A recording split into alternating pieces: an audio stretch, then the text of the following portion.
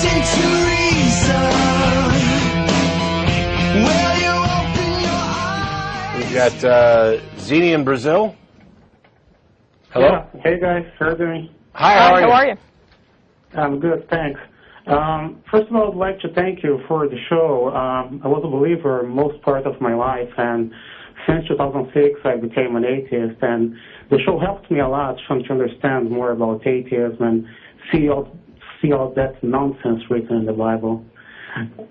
Anyway, when I became an atheist, some relatives or friends, from time to time, they usually come to me and ask why I became an atheist. And one of the reasons that I usually give them is because this God depicted in the Bible has no morality at all. He asked their sons, let's say this way, to do horrible things in his name. Like, for example, the example that I usually give to those friends or relatives is about Abraham and how God asked him to kill his own son. And when I give this example, I usually ask, would you kill your own son if God asks you? And most of these people say no, but sometimes some friends said, well, I would, because he's God and he can do anything. And I was shocked when I heard that answer. And since that day, I don't want to have any relationship with these people anymore, because this is something horrible to say, and in my opinion, it's almost like if I say, well, I want to have sex with kids. This is horrible. I cannot understand someone that says something like this, or someone that say that would kill his own son just because imaginary being asked him. So I was wondering if you guys had a similar issue with relatives or friends when you became an atheist, and if you have any idea why some people have such blind faith in God that are able to do horrible things in his name. What do you think about that? Well, I think they probably shouldn't have children, for one thing.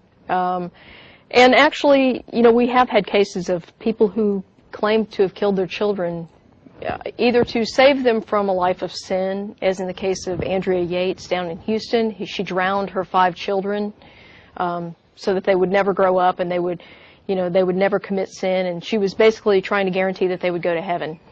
And she was originally convicted of all 5 murders, and later that was overturned. She's actually in a mental institution now. So basically what we say as a civilized society to people who claim to do this is that you're nuts, and we're going to lock you away. And I don't know that there's any other response to something like that. And I guess to address your original question, you know, if I ever had any relatives that would say that, and the answer is no. Most of them claim that their God would never ask them to do such a thing. And so then you point out in the Bible where, in fact, he did, you know, he told Abraham to do it. He accepted Jephthah's sacrifice. And of course, you know, he sacrificed his own son, if you believe the Christian doctrine. So, you know, there's all this evidence there that child sacrifice is part of the bargain here. We've had actually people call into the show before, and I've asked them that, and they've said, yeah, I would, after initially saying no or whatever. I think most of them are, well, they're looking at it from a different perspective, and it's not that they necessarily would kill their kids. They're looking at it with this preconception that if there is a God, he's all-powerful and can do whatever he wants, and he is, and they have an additional preconception that no matter what he does, it's morally right. So if he instructed them to kill their kid or rape their neighbor or whatever else, that he must have some ultimate goal that is good, and that even if he didn't, there's nothing they could do about it. They better follow, otherwise they're going to get squashed like a bug. It's one of the kind of poisonous self-defense mechanisms that is built into many different religions, and that is you're not allowed to question. You're not allowed to use your own mind. You are inferior. You are spoiled goods. You're the fruit of a poisonous tree. You are a base individual who is morally corrupt, and there is some being that's speaking to you which is supposedly morally infallible. And whatever instruction that being gives you must be good, and you must carry it out. And if you have doubts or questions, it's because you're somehow broken. You're not properly in tune. This is built into religion, in a variety of religions, to keep people from questioning, to keep people submissive, servile, and to, it's like the battered housewife type of syndrome, where you're constantly breaking somebody down and making them feel worthless and undeserving of your love, so that even when you treat them like crap, they will take the blame for it, that this is somehow their fault or whatever. It's a similar mechanism. It's a complex mess, and it's hard for people to break out of it. Now, the only thing that I can say that's good is that if you're really, really disturbed about those people that say, yes, I'd kill my kid if God told me to, ask them if there's anything short of that would get them to kill their kid. If their answer is anything other than no, you should call the authorities. If their answer is yes, that the one and only reason they would kill their own kid is if a God told them to, and they seem otherwise mentally stable, you probably don't have a great deal to worry about, because I'm relatively certain that since I don't think there is a God, that it's unlikely that any God's going to actually tell them to do so. The problem, as Jen pointed out, is that there are mentally unstable people who do what Andrea Yates did, who do kill their kids, and some because they think a God's told them to, and some because they've bought into a theology. And as I pointed out several times, including when we were at Bradley, there could not be any possible sacrifice that could be viewed as more loving. If you're the parent of a kid and you are convinced that if you allow this infant to grow up, that their eternal soul is at risk, if you allow them to keep living, but if you kill them as an infant, they will go to heaven. Even if you end up going to hell, what greater sacrifice could there be to sacrifice your own eternal existence for your kids? And while almost no believer actually thinks of it in those terms, that is the logical conclusion of that particular theological position.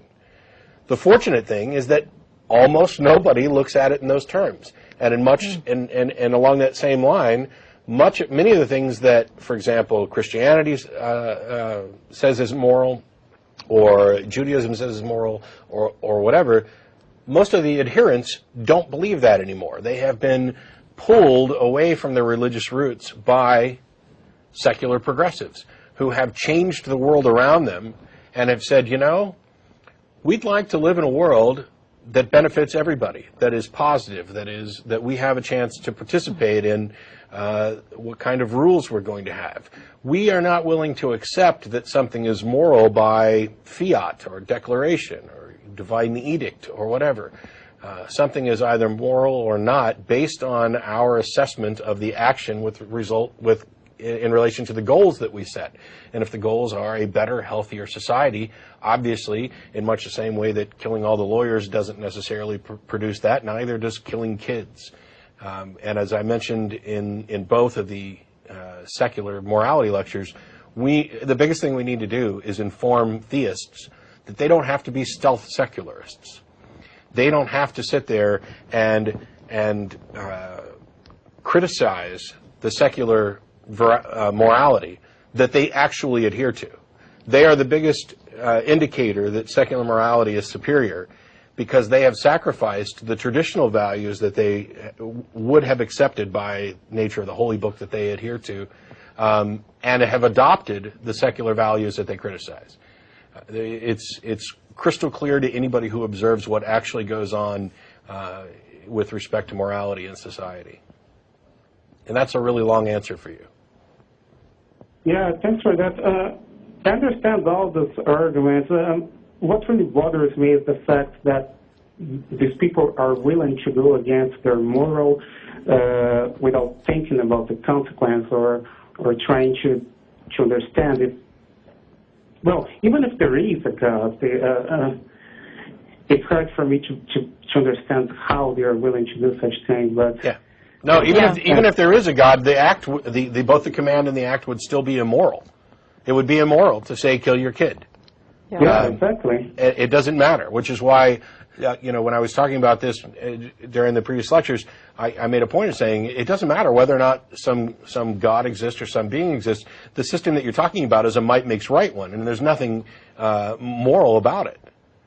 The fact that I'm giving you an instruction, it's just an edict. There's no moral consideration there at all. Yeah, that's true. Well, thanks, Matt. Thanks, Jen. Great. And again, thank you for the show. The content of this video is produced by the Atheist Community of Austin, a nonprofit educational organization promoting positive atheism and the separation of church and state. If you enjoyed this content and are willing and able to provide a donation, please visit the website below.